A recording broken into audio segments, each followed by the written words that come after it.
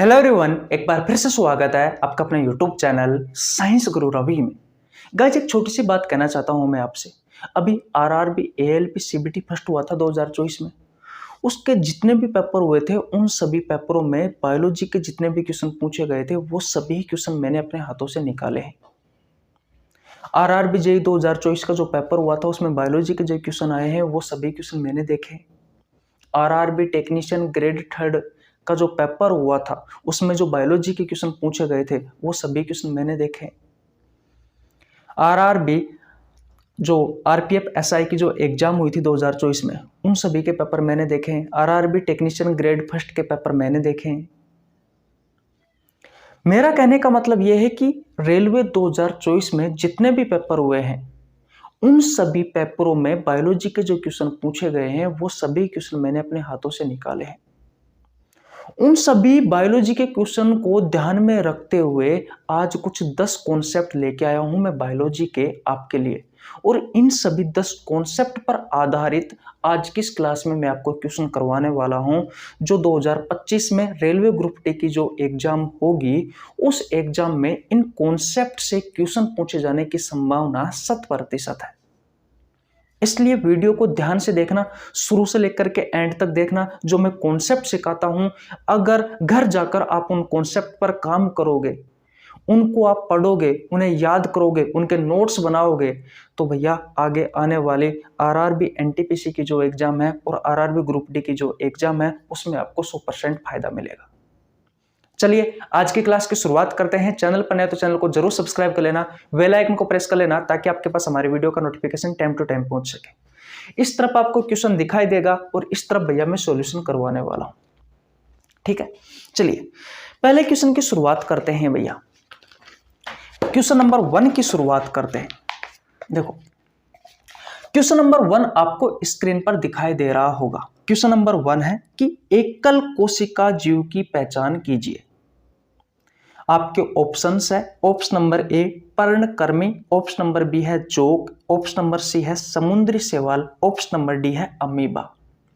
सबसे पहले आपको पता होना जरूरी है कि एकल कोशिकीय जीव क्या होते हैं और बहुकोशिकीय जीव क्या होते हैं। देखो भैया मैं यहां पे सिखाता हूं आपको। एकल कह दीजिए या फिर एक कोशिकीय जीव कह दीजिए। एक कोशिकीय जीव ऐसे जीव जिनका निर्माण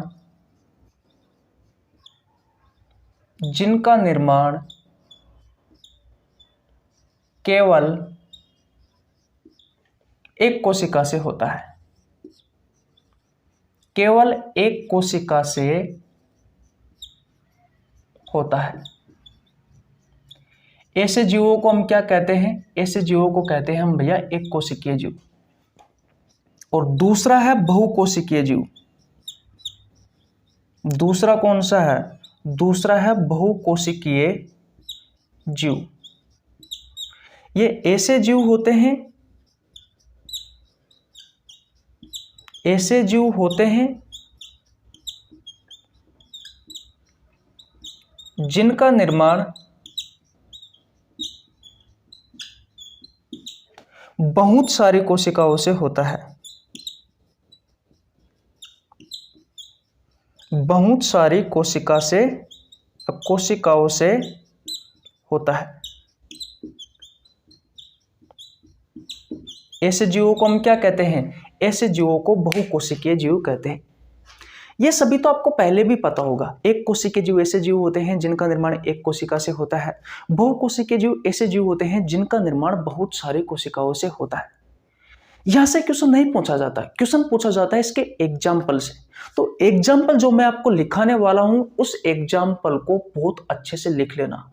अगर आपको आने वाली एग्जाम में यहां से क्वेश्चन देखने को मिलता है तो 100 में से 100% जो मैं एग्जाम्पल लिख रहा हूं इसी में से देखने की संभावना है।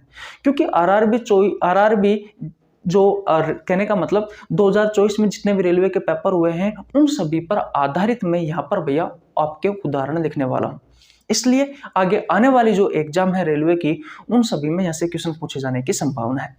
एक कोशिकीय जीव कौन कौन से हैं? तो अमीबा है, पैरामीशियम है,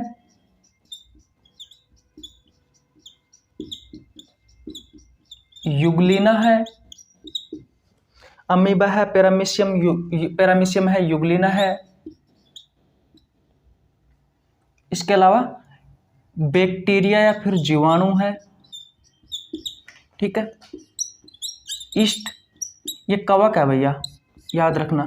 इसके अलावा क्लोरेला, ये शैवाल है। क्लेमाइडोमोनास,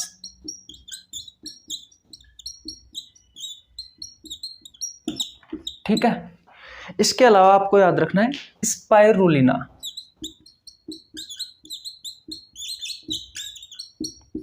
लेशमानिया भी याद रख लेना। तो अगर आप ये सभी नाम याद रख लेते हैं, amoeba, paramecium, Euglena, bacteria, east, chlorella, spirulina, Chlamydomonas, तो ये सभी जो जीव है ना भैया, ये एक कोशिकीय जीव है। इनका निर्माण एक कोशिका से हुआ है, ठीक है। किसी को कोई प्रॉब्लम बिल्कुल नहीं होनी चाहिए। आपसे क्वेश्चन पूछा जाएगा, निम्न में से कौन सा एक कोशिकीय जीव है। जैसे कि ये क्वेश्चन पूछा गया है कि एकल कोशिकीय जीव की पहचान करो, तो इसमें भैया हमें अमीबा दिखाई दे रहा है इस ऑप्शन में। बहुकोशिकीय जीवों के बारे में बात करें तो ये ऐसे जीव होते हैं जिनका निर्माण बहुत सारी कोशिकाओं से होता है। ऐसे जीव होते हैं जिनका निर्माण बहुत सारी कोशिकाओं से होता है, जैसे कि हम जंतु, पादप, कवक, शैवाल भी बहुकोशिकीय होते हैं, कवक भी बहुकोशिकीय होते हैं। कुछ शैवाल एक कोशिकीय भी होते हैं, याद रखना। और जो कवक होते हैं, बहुत सारे ऐसे कवक होते हैं जो बहुकोशिकीय भी होते हैं, और बहुत सारे ऐसे शैवाल भी होते हैं जो बहुकोशिकीय भी होते हैं और एक कोशिकीय भी होते हैं। लेकिन मुख्य रूप से बहुकोशिकीय शैवाल होते हैं, बहुकोशिकीय कवक होते हैं, पादप और जंतु, ये सभी उदाहरण है भैया बहुकोशिकीय जीवों के।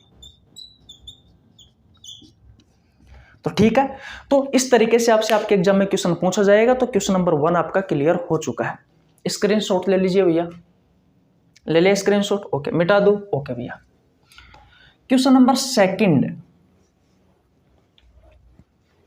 बहुत अच्छे से समझ में आ गया। ओके, क्वेश्चन नंबर 2 अब आपको स्क्रीन पर दिखाई दे रहा होगा। क्वेश्चन नंबर 2 कहा गया है कि जाइलम का कार्य क्या है। आपके ऑप्शंस है प्रोटीन का संवहन, ऑप्शन नंबर बी है वसा का संवहन, ऑप्शन नंबर सी है जल एवं खनिजों का संवहन, ऑप्शन नंबर डी है भोजन का संवहन। देखो भैया, इस क्वेश्चन का जो राइट आंसर है वो है भैया ऑप्शन नंबर सी। देखो ध्यान से समझना, मुख्य रूप से ये जो 2 प्रकार के उत्तक है ना भैया, एक है जाइलम और एक है फ्लोएम। यहां से क्वेश्चन पूछे जाते हैं आपके एग्जाम में, एक है जाइलम और एक है फ्लोएम। तो जाइलम का कार्य और फ्लोएम का कार्य याद कर लो भैया। यहां से बहुत सारे क्वेश्चन पूछे गए हैं और आगे आने वाली जो एग्जाम है उन एग्जामों में भी यहां से क्वेश्चन पूछे जाने की संभावना है। लिख के ले लो, रेलवे ग्रुप डी की किसी न किसी शिफ्ट में ऐसे क्वेश्चन जरूर पूछेगा। अब हो सकता है कि वो आपकी शिफ्ट में हो जाए। तो देखो जाइलम क्या करता है, जल वह खनिज तत्वों का संवहन करता है, और ये फ्लोएम क्या करता है, तो ये भोजन का संवहन करता है। देखो भैया,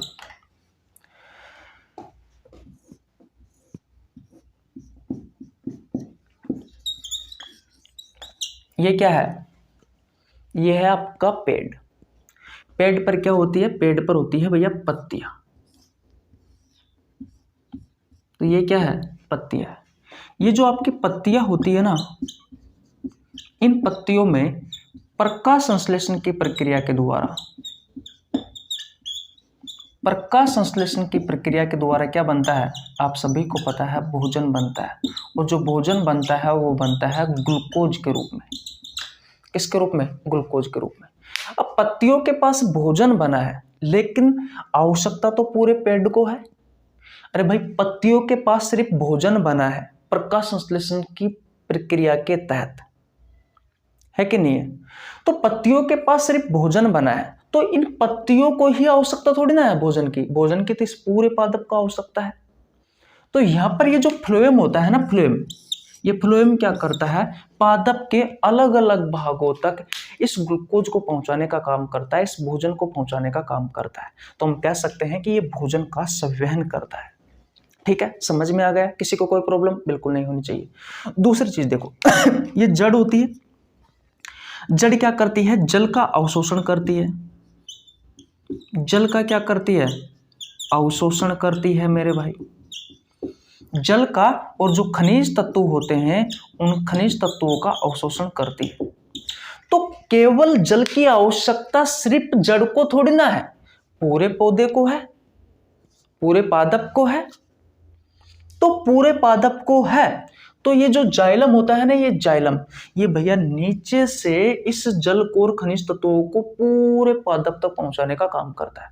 तो आपने एक चीज देखी कि जो जाइलम है, वो जाइलम तो नीचे से जड़ से पूरे पादप तक जल को और खनिज तत्वों का संवहन करवा रहा है। लेकिन ये जो फ्लोएम है, ये भैया ऊपर पत्तियों में प्रकाश संश्लेषण की प्रक्रिया के द्वारा जो भोजन बन रहा है, उस ऊपर से नीचे तक, पूरे पौधे तक, ऊपर से नीचे तक इस भोजन का संवहन कर रहा है, यानी कि भोजन को लेकर के जा रहा है।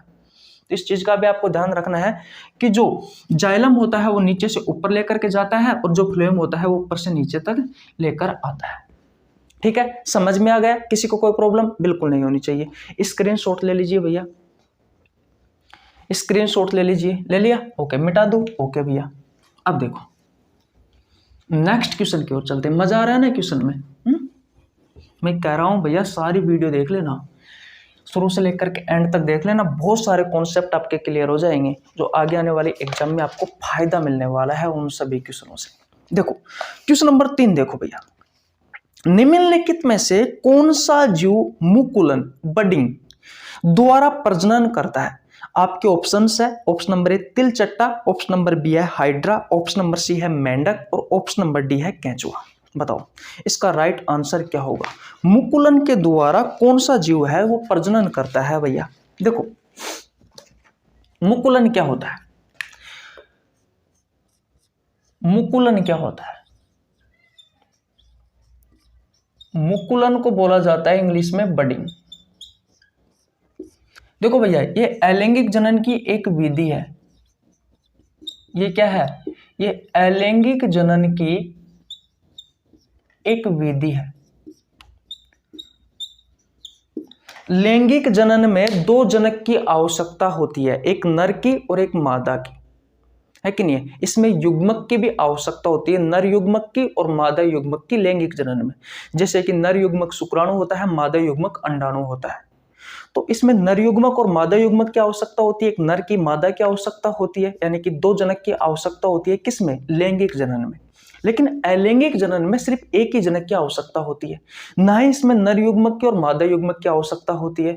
तो ये कुछ विधियां है, जैसे कि फिजन, विखंडन, आपने नाम सुना होगा, फ्रेगमेंटेशन, खंडन कहा जाता है, कायिक परिवर्धन, वेजिटेटिव प्रोपेगेशन, एक है मुकुलन, बडिंग, एक है रीजनरेशन से पुनर्जनन कहा जाता है। ये सभी अलैंगिक जनन की विधियां हैं। तो इन सभी विधियों के द्वारा जो निम्न स्तर के जीव होते हैं, या फिर एक कोशिकीय के जीव होते हैं, या फिर सरल संरचना वाले जो बहुकोशिकीय के जीव होते हैं, वो भैया क्या करते हैं? वो प्रजनन करते हैं। तो आपसे क्वेश्चन यहां से पूछा गया है भैया मुकुलन या बडिंग विधि से, कि भैया निम्नलिखित में से कौन सा जीव है वो बडिंग द्वारा यानी कि मुकुलन विधि द्वारा प्रजनन करता है। तो आपको पता होना जरूरी है भैया कि ये मुकुलन है क्या, ये बडिंग है क्या? ये अलैंगिक जनन की एक विधि है। इसमें क्या होता है, ध्यान से समझना भैया। इस विधि में जीव के शरीर पर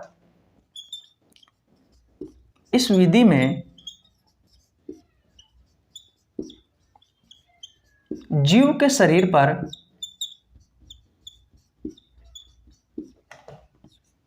के शरीर पर एक उभार उत्पन्न होता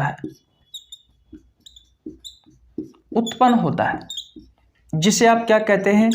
जिसे मुकुल या फिर बड कहा जाता है, जिसे मुकुल या बड कहा जाता है। ठीक है, पहले ये नन्हा सा होता है, छोटा सा होता है, पहले ये छोटा तथा बाद में वृद्धि करके जनक से अलग हो जाता है, जनक से अलग हो जाता है, जनक से अलग हो जाता है और नए जीव के रूप में विकसित हो जाता है, नए जीव के रूप में विकसित हो जाता है, विकसित हो जाता है, विकसित हो जाता है। इस विधि को क्या कहा जाता है? इस विधि को कहा जाता है भैया मुकुलन या फिर बडिंग विधि कहा जाता है। इसके एग्जाम्पल बहुत ज्यादा इंपॉर्टेंट है, इसके उदाहरण बहुत ज्यादा इंपॉर्टेंट है। इसके उदाहरण है भैया हाइड्रा और ईस्ट। देखो डायग्राम की सहायता से मैं आपको समझाने की कोशिश करता हूं, बहुत अच्छे से समझ में आ जाएगा।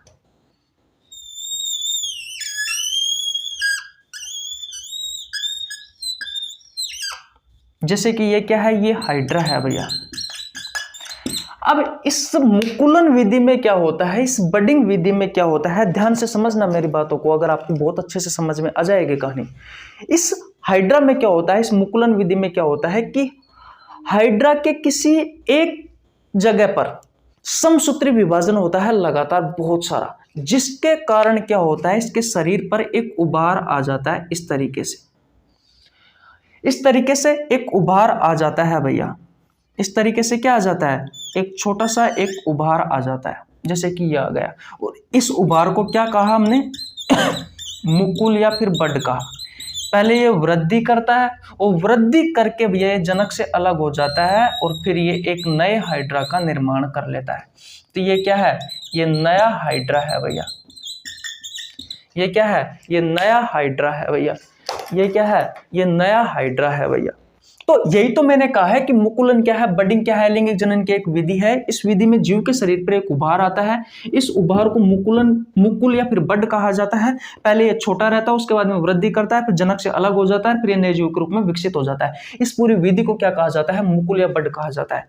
देखो मैं आपको बता देता हूं, अलैंगिक जनन की विधियां मैंने बहुत अच्छे से आपको पढ़ा रखी है भैया। आपको नीचे लिंक डिस्क्रिप्शन में मिल जाएगा, प्लेलिस्ट को जाकर के देख लेना। 5 से 6 वीडियो पढ़ाई है भैया मैंने, और 5 से 6 वीडियो पर आधारित रेलवे 2024 में जितने भी क्वेश्चन पूछे गए हैं वो सभी क्वेश्चन मैंने आपको करवाए हैं भैया। तो एक बार आपने नीचे देख लिया ना, अगर उस वीडियो को, लगभग 8 से 10 वीडियो है, ज्यादा नहीं है, छोटी छोटी सीख है, तो आपके सारे डाउट क्लियर हो जाएंगे भैया। ये जो छोटे छोटे सवाल आते हैं ना, जैसे कि मैं करवा रहा हूं, इनको आप चुटकियों में करोगे, ठीक है। तो आशा करता हूं ये क्वेश्चन आपको बहुत अच्छे से समझ में आ गया होगा। निम्नलिखित में से कौन सा जीव मुकुलन द्वारा प्रजनन करता है, तो इसका राइट आंसर क्या हो जाएगा, इसका राइट आंसर हो जाएगा भैया हाइड्रा। ठीक है, स्क्रीनशॉट ले लीजिए, ले लिया स्क्रीनशॉट। किसी को कोई प्रॉब्लम बिल्कुल नहीं होनी चाहिए, मिटा देता हूं।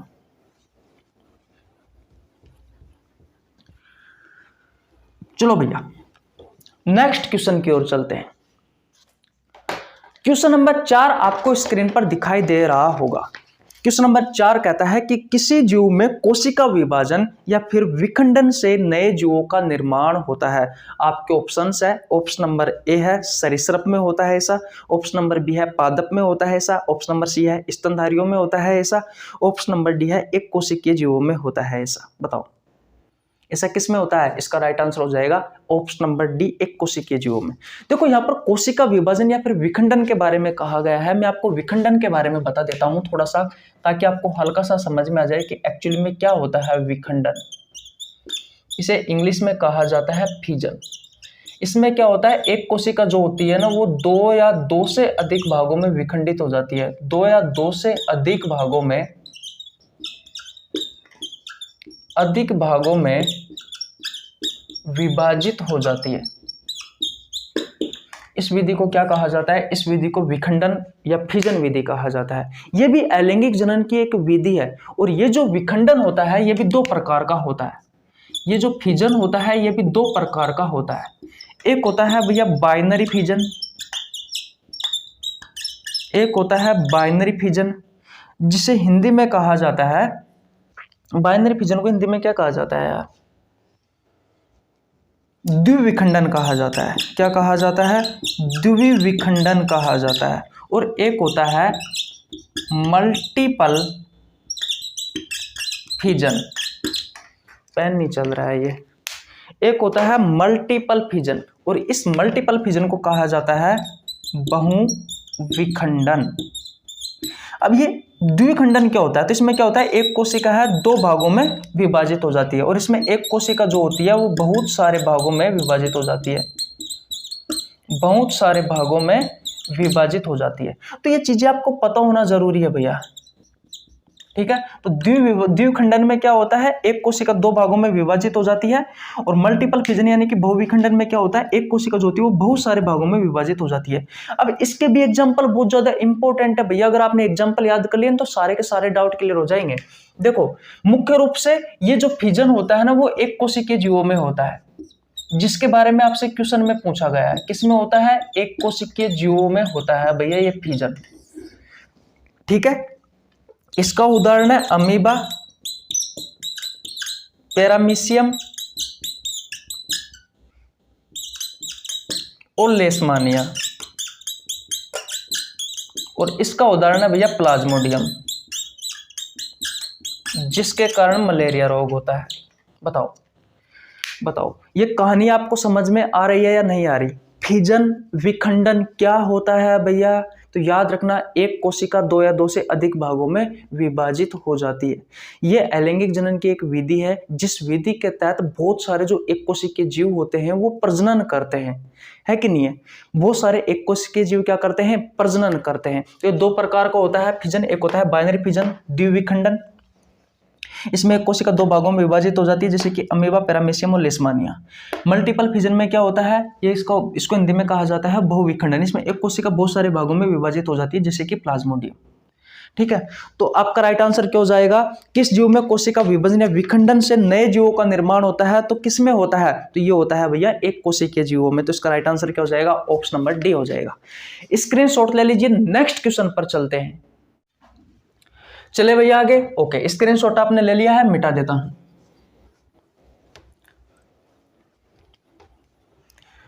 नेक्स्ट क्वेश्चन स्क्रीन पर दिखाया जाए।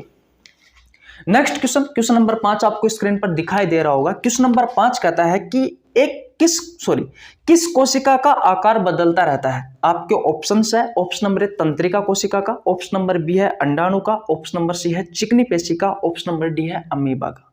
बताओ ये क्वेश्चन आपसे ना जाने 2024 में रेलवे में कितनी बार पूछा गया है? बहुत बार पूछा गया है। याद रखना, जब मैंने आपको ह्यूमन ब्लड वाला चैप्टर पढ़ाया था, मानव रक्त वाला चैप्टर पढ़ाया था, तो उसमें मैंने आपको डब्ल्यूबीसी के बारे में पढ़ाया था और डब्ल्यूबीसी के बारे में मैंने कहा था कि इसकी आकृति कोई फिक्स नहीं है, इसकी आकृति अनिश्चित होती है, या फिर मैंने आपको लिखाया था कि इसकी आकृति जो होती है ना वो अमीबा के समान होती है। बोलो लिखाया था या नहीं लिखाया था? अगर आप हमारे पहले के सब्सक्राइबर हो या फिर आप हमारी पहले से लगातार वीडियो देखते आ रहे हो तो आपको पता होगा, जब मैंने ह्यूमन ब्लड वाला चैप्टर पढ़ाया था तो मैंने आपको डब्ल्यूबीसी में बताया था कि डब्ल्यूबीसी का जो आकार होता है वो अनिश्चित होता है या फिर अमीबा के समान होता है। देखो अमीबा जो होता है ना, इसका आकार को निश्चित नहीं होता, जैसे बनाओगे वैसे ही अमीबा का आकार होता है, इसलिए ऐसा कहा जाता है कि इस अमीबा का आकार बदलता रहता है, इसका आकार कोई फिक्स नहीं है भैया, इसका आकार अनिश्चित होता है। तो डब्ल्यूबीसी का, हमारे शरीर में तो डब्ल्यूबीसी का आकार बदलता रहता है यानी कि अनिश्चित होता है, और अमीबा का आकार जो है इसका आकार भी अनिश्चित होता है, इसका आकार भी बदलता रहता है। ये चीज आपको पता होना जरूरी है, ठीक है। तो अमीबा और डब्ल्यूबीसी दोनों चीजें याद रखनी है। स्क्रीनशॉट ले लीजिए, ले लिया आपने स्क्रीनशॉट, मिटा दो। ओके भैया, ठीक है। क्वेश्चन नंबर 6 की ओर चलते हैं भैया। देखो क्वेश्चन नंबर 6 जो है ना वो बहुत अच्छा क्वेश्चन है भैया, और यहां से अगर मैं आरआरबी एएलपी की बात करूं ना मेरे भाई, आरआरबी एएलपी जो सीबीटी फर्स्ट हुआ था उसमें लगभग 80 क्वेश्चन के आसपास है, शायद हाँ 70 से 80 क्वेश्चन है। सभी शिफ्टों में जितने भी शिफ्ट हुई थी उन सभी पेपरों में जो बायोलॉजी से क्वेश्चन पूछे गए थे उनकी संख्या लगभग 70 से 80 है, जिसमें इस वाले कॉन्सेप्ट से जो क्वेश्चन आए हैं ना, क्वेश्चन नंबर 6 से, इस कॉन्सेप्ट से बहुत सारे क्वेश्चन आए हैं भैया। मैंने इस कॉन्सेप्ट पर बहुत सारी वीडियो बना रखी है, पुष्पों पर आधारित बहुत सारी वीडियो बना रखी है भैया, तो जाकर के देख लेना एक बार, ठीक है। मैं आपको नीचे लिंक डिस्क्रिप्शन में दे दूंगा। ठीक है, ओके। अब देखो भैया, क्वेश्चन नंबर 6 आपसे कहता है कि सही कथन का चयन कीजिए। आपके ऑप्शंस क्या क्या है भैया? ऑप्शन नंबर ए है कि जो परागण की प्रक्रिया है ना, इसमें पराग कणों का पुंकेसर से वर्तिकाग्र तक स्थानांतरित किया जाता है, पहला option number A. Option number B है कि जो परागण है ना, वो पराग कणों का अंकुरण है। ऑप्शन नंबर सी है कि जो परागण है ना, वो फूल में कीटों का आना है। ऑप्शन नंबर डी है कि जो परागण है ना, वो बीजांड में पराग नलिका की वृद्धि है। बताओ इस क्वेश्चन का राइट आंसर क्या होगा? इस क्वेश्चन का राइट आंसर होगा ऑप्शन नंबर ए। परागण क्या है? तो पराग कणों का पुंकेसर से स्त्री केसर के वर्तिकाग्र तक स्थानांतरण होना ही क्या कहलाता है? परागण कहलाता है। ध्यान से समझना। देखो, एक होता है नर पुष्प, इस नर पुष्प को कहा जाता है पुंकेसर, ठीक है। और इसकी जो संरचना होती है वो कुछ इस तरीके से होती है।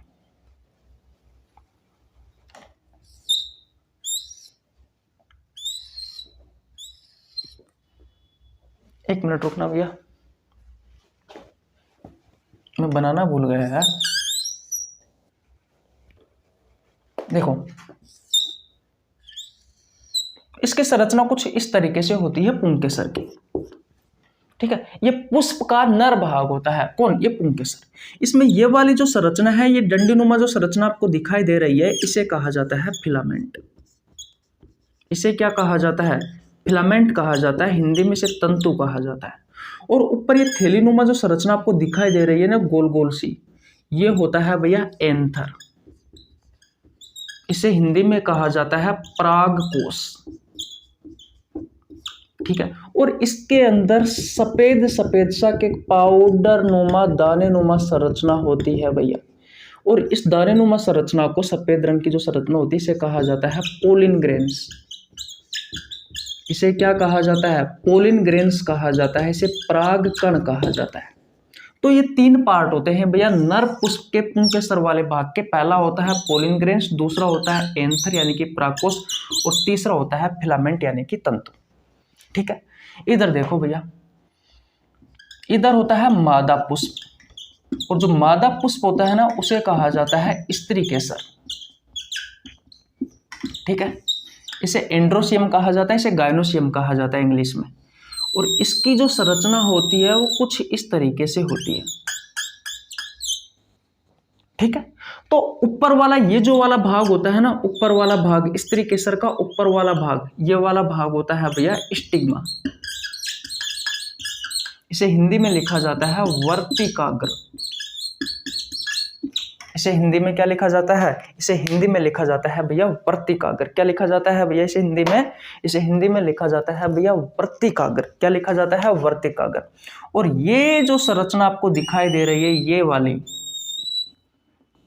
वाली जो संरचना आपको दिखाई दे रही है, इसे कहा जाता है स्टाइल यानी कि वर्तिका, ठीक है। और ये वाली जो संरचना आपको दिखाई दे रही है, ये वाली, ये होता है ओवरी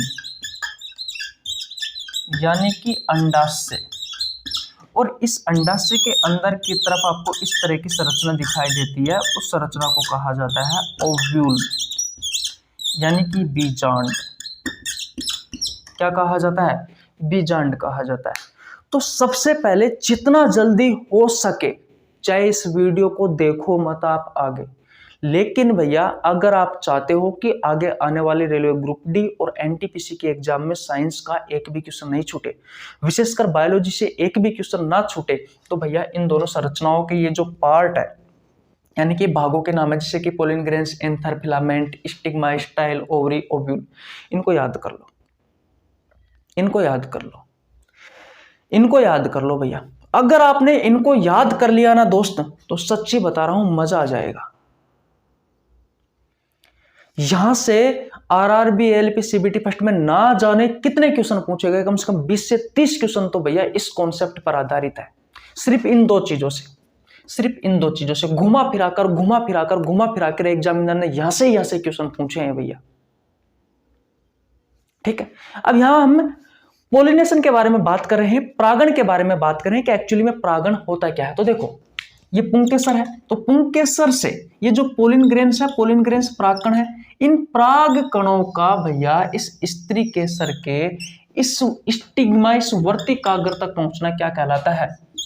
पोलिनेशन कहलाता है, परागण कहलाता है। अब ये परागण किस किस के द्वारा संभव है? तो पक्षियों के द्वारा संभव है, पानी के द्वारा संभव है, हवा के द्वारा संभव है, छोटे मोटे कीड़े मकड़ों की सहायता से संभव है कि नहीं है, सांपों के द्वारा संभव है। तो ये सारी चीजें आपको पता होना जरूरी है भैया, ठीक है। तो ये होता है पोलिनेशन। ऑप्शन नंबर ए में भी यही दिया गया है कि जो परागण की प्रक्रिया में पराग कणों का पुंकेसर से, पराग कणों का पुंकेसर से ये जो वर्तिकाग्र तक स्थानांतरण होना ही क्या कहलाता है? परागण कहलाता है। परागण को इंग्लिश में कहा जाता है पोलिनेशन। तो ये क्वेश्चन के बारे में आपको पता होना जरूरी है भैया। स्क्रीनशॉट ले लीजिए। ले लिया आपने स्क्रीनशॉट? बोलो स्क्रीनशॉट ले लिया? ओके, मिटा देता हूं भैया। समझ में तो आ रहा है ना आपको? भैया मैं आपसे एक बात कहना चाहता हूं कि मैंने बायोलॉजी का 5 जनवरी से एक बैच स्टार्ट किया है मेंबरशिप में। सिर्फ आपको 29 रुपए पर मंथ देना है। संपूर्ण बायोलॉजी पढ़ाऊंगा 5 महीने के अंदर अंदर। आपके रेलवे ग्रुप डी की एग्जाम होगी ना, उससे पहले पहले आपका बायोलॉजी का सिलेबस करवा दूंगा। एक भी क्वेश्चन बाहर नहीं जाएगा। और अगर आपको एक गलत फहमी है ना कि बायोलॉजी से तो क्वेश्चन आते ही नहीं है, अब रेलवे 2024 के जो पेपर आए उन्होंने प्रत्येक पेपर उठा करके देख ले, 5 से 6 क्वेश्चन आए हैं भैया बायोलॉजी के, और ऐसे ऐसे क्वेश्चन आए हैं कि शकल देखते रह जाओगे। और याद रखना कि जब 1 नंबर से रहोगे ना, फिर कहोगे हम तो 1 नंबर से रह गए। अरे भैया जब आप एग्जाम पेपर में बैठे थे ना, एग्जाम में बैठे थे तो चोटी से लेकर के एडी तक का जोर लगा दिया था आपने उस 1 नंबर को लाने के लिए जिसकी वजह से आप रहे हो, फिर भी वो नंबर नहीं आया। और सही बात तो यह है कि उसी 1 नंबर की लड़ाई है। अगर आपको वही नंबर लेके आना है ना, तो छोटी से छोटी चीज से लेकर के बड़ी से बड़ी चीज तक आपको पढ़नी पड़ेगी भैया। और उसको पढ़ने के लिए मेहनत तो करनी ही पड़ेगी। हम भी तो कर रहे हैं ना, रोज के 2-2 घंटे की वीडियो अपलोड कर रहे हैं मेंबरशिप वाले बैच में, यानी कि हमारा जो 5 जनवरी से जो नया बैच स्टार्ट किया उसमें भी कर रहे हैं। यहाँ भी यूट्यूब पे भी फ्री ऑफ कॉस्ट पढ़ा रहे हैं। उसके अलावा हमें भी पढ़नी रहती है चीज़ें, आपके लिए कंटेंट तैयार करना रहता है, टेलीग्राम चैनल पर क्वेश्चन डालने रहते हैं, यूट्यूब पर कम्युनिटी पोस्ट में क्वेश्चन डालने रहते हैं। तो हम भी तो मेहनत कर रहे हैं ना, आप भी करो भैया। इसलिए पढ़ना जरूरी है। मैं कह रहा हूं कि बायोलॉजी की गारंटी मेरी है। रेलवे ग्रुप डी तक मेरे साथ जुड़ जाइए, ज़्यादा नहीं है। अभी तो देखो फॉर्म स्टार्ट हुए नहीं है, फॉर्म स्टार्ट होंगे, उसके बाद में एग्जाम होगी, तब तक मैं आपको बायोलॉजी की सारी चीज़ें पढ़ा दूंगा, चाहे वो 10th क्लास के एनसीईआरटी से ही क्यों ना आए हो। जैसे कि बायोडिग्रेडेबल से क्वेश्चन आए हैं ना, नॉन बायोडिग्रेडेबल यानी कि जैव निम्नीकरण और गैर जैव निम्नीकरण, वो सब चीज़ें मैं आपको पढ़ाऊंगा। पारिस्थितिकी तंत्र इकोलॉजी को भी पढ़ाऊंगा भैया आपको, कोई दिक्कत वाली बात नहीं है। बस जुड़े रहिए हमारे साथ। आपको नीचे लिंक डिस्क्रिप्शन में मिल जाएगा। नए बैच से संबंधित अगर आपको सूचना चाहिए तो मैं आपको वीडियो का लिंक नीचे डाल दूंगा, देख लेना और उस बैच को ज्वाइन कर लेना। क्वेश्चन नंबर 7 स्क्रीन पर लगाया जाए।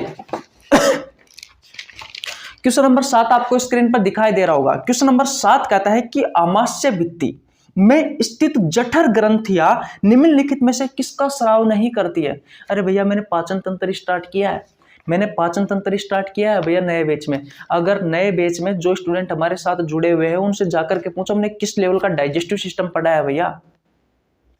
ये तो नॉर्मल क्वेश्चन है। अरे क्या यार, मैंने आपको बहुत अच्छे से बताया था कि आपका जो स्टोमक होता है ना, स्टोमक यानी कि जो आमाशय होता है, इस आमाशय में अंदर की तरफ उत्तकों की बनी एक परत होती है जिससे कहा जाता है गैस्ट्रिक ग्लैंड, यानी कि जठर ग्रंथि कहा जाता है। और ये जो जठर ग्रंथि होती है ना, ये गैस्ट्रिक जूस का निर्माण करती है, यानी कि जठर रस का निर्माण करती है। और जठर रस जो होता है ना, इसमें बहुत सारी चीजें होती है, लेकिन मुख्य रूप से क्या क्या होता है? एक तो होता है श्लेष्मा, से म्यूकस कहते हो आप, ये एक चिपचिपा पदार्थ होता है। एक इसमें HCl होता है, हाइड्रोक्लोरिक अम्ल, जिससे बहुत सारा क्वेश्चन पूछा जाता है आपके एग्जाम में। और 2 होते हैं एंजाइम, एक होता है पेप्सिन और एक होता है रेनिन एंजाइम। इन सब के कार्य मैंने आपको बताया है कि जो प्रोटीन होता है ना, उस प्रोटीन को पेप्सिन एंजाइम होता है ना, पेप्टोन से पेप्टाइड में तोड़ देता है। रेनिन एंजाइम दूध के पाचन में सहायक होता है, छोटे बच्चे में ज्यादा होता है, वयस्क में कम होता है। दूध में केसिन प्रोटीन पाई जाती है, उस केसिन प्रोटीन को पैराकेसिन में कन्वर्ट करने का काम करता है ये रेनिन एंजाइम। HCl जो होता है ना, इसके कारण आपको एसिडिटी होती है। याद रखना, जब आप स्पाइसी वाला खाना खा लेते हो या अलग अलग तरह का बहुत सारा खाना खा लेते हो ना, तो पेट में जलन जो महसूस होती है ना, उसे एसिडिटी कहते हैं। फिर इस एसिडिटी को कम करने के लिए डॉक्टर के पास जाते हो तो डॉक्टर आपको बिल्कुल सादा सिंपल इलाज बताता है कि भैया इनो ले जाओ।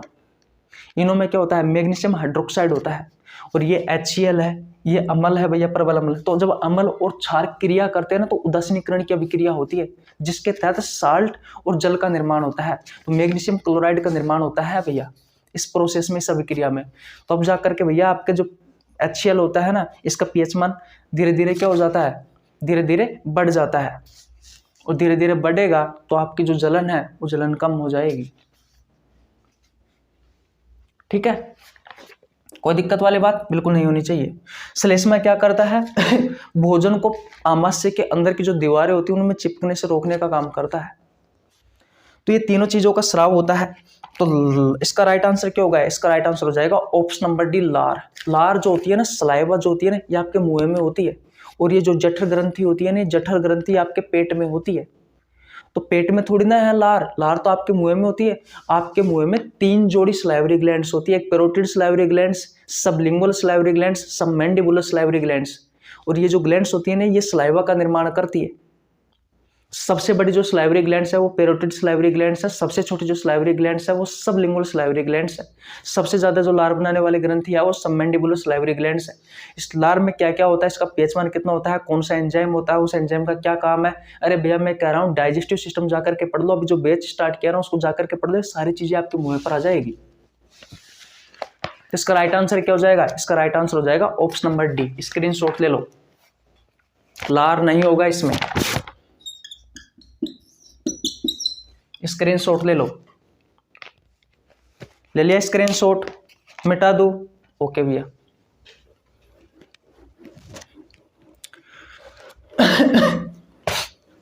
क्वेश्चन नंबर 8 स्क्रीन पर लगाया जाए भैया। क्वेश्चन नंबर 8 देखो बड़ा है कि नहीं है, और ये 10th क्लास के NCERT से है भैया। क्वेश्चन नंबर 8 कहता है कि निम्नलिखित विकल्पों में से उस विकल्प का चयन कीजिए जो सभी जैव निम्नीकरण बायोडिग्रेडेबल योग्य सामग्री को दर्शाता है। आपके ऑप्शंस है, ऑप्शन नंबर 1 कांच की बोतल, दूध के पैकेट, अंडे के छिलके, केले के छिलके। ऑप्शन नंबर बी है दवा की बोतल, पुराना जूता, बासी बिस्कुट। ऑप्शन नंबर सी है अंडे के छिलके, चाय की पत्तियां, आलू के छिलके।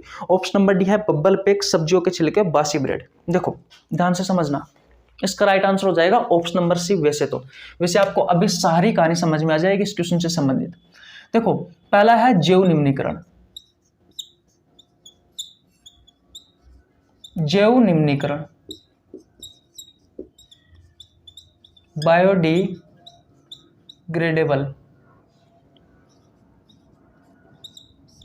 ये स्पेलिंग अगर गलत हो रही है तो इसको सही कर लेना, बायोडिग्रेडेबल सही है, बायोडिग्रेडेबल सही है। देखो ये जैव निम्नीकरण बायोडिग्रेडेबल होता क्या है, तो इसमें ऐसे पदार्थ आते हैं जो सूक्ष्म जीवों के द्वारा अपघटित हो जाते हैं। यानी कि इस जैव निम्नीकरण में जो पदार्थ आते हैं, जो सूक्ष्म जीव जो होते हैं ना, सूक्ष्म जीव है, जो माइक्रोब्स है, जो सूक्ष्म जीव है, उन सूक्ष्म जीवों की सहायता से वो अपघटित हो जाते हैं, वो अपघटित हो जाते हैं, वो टूट जाते हैं। ऐसे पदार्थों को कहा जाता है जैव निम्नीकरण गैर नहीं जैव निम्नीकरण या बायोडिग्रेडेबल पदार्थ कहा जाता है। इसमें योग्य सामग्री के बारे में तो पूछा है क्वेश्चन में आपसे, तो इसकी सामग्री कौन कौन सी है जैव निम्नीकरण की, जो सूक्ष्म जीवों की सहायता से अपघटित हो जाए, जैसे कि सब्जियां, फल, कागज, है कि नहीं है। इसके अलावा जंतुओं का जो मल होता है वो, पादप, जंतु, ये सभी भैया किसके उदाहरण है, ये सभी जैव निम्नीकरण के उदाहरण है। अरे भैया आपकी प्रकृति में बहुत सारी चीजें आपको आसपास दिखाई देती है कि नहीं है। जैसे कि आपने देखा होगा पेड़ पौधे मर जाते, पेड़ पौधे जो है वो थोड़े दिन के बाद में अगर मान लीजिए कोई पेड़ पौधा है कि नहीं है, अब वो खत्म हो गया, उसको काट करके एक जगह पे पटक दिया, तो वो थोड़े दिन के बाद में ना अपघटित हो जाता है। जैसे कि कोई लकड़ी है, अगर उस लकड़ी को आप जमीन पर पटक दोगे तो वो लंबे समय तक पड़ी नहीं रहती। कुछ समय के पश्चात में इसमें सूक्ष्म जीव पनप जाते हैं, और सूक्ष्म जीव क्या करते हो, उन्हें भैया मिट्टी में मिला देते हैं। मानते हो इस बात को? सब्जियों के छिलके हैं, बाहर पटक दो, खाद बन जाएंगे। लकड़ी है, बाहर पटक दो, खाद बन जाएंगे। किसी जंतु की मृत्यु होती है, आपने देखा होगा, गाय भैंस की जो मृत्यु होती है हमारे गाँवों में आसपास, तो आप देखोगे कि उसका नीचे वाला जो हिस्सा होता है ना, उसमें बैक्टीरिया वगैरह, कवक वगैरह पनप जाते हैं, जो उसको नीचे वाले हिस्से को, जैसे वो जमीन से लगा होता है ना, उस हिस्से को पूरे को गायब कर देते हैं थोड़े दिनों में। तो सूक्ष्म जीवों की सहायता से जो अपघटित हो जाते हैं, है कि नहीं है, वो सब आते हैं जैव निम्नीकरण में, यानी कि बायोडिग्रेडेबल में। ठीक है। और भैया गैर जैव निम्नीकरण में कौन आते हैं? गैर जैव निम्नीकरण में कौन आते हैं भैया? Non biodegradable. इसमें कौन आते हैं? तो ऐसे पदार्थ आते हैं जो सूक्ष्म जीवों की सहायता से, जिनका अपघटन नहीं होता, जो टूटते नहीं है भैया, जो टूटते नहीं है। जैसे कि कांच की बोतल। अब कांच की बोतल आपने देखा होगा, लंबे समय तक पर्यावरण में पड़ी हुई रहती है, वो बिल्कुल भी नहीं टूटती भैया। तो इसके एग्जाम्पल में थोड़े पेन नहीं चल रहा ना यार। जैसे कि कांच की बोतल,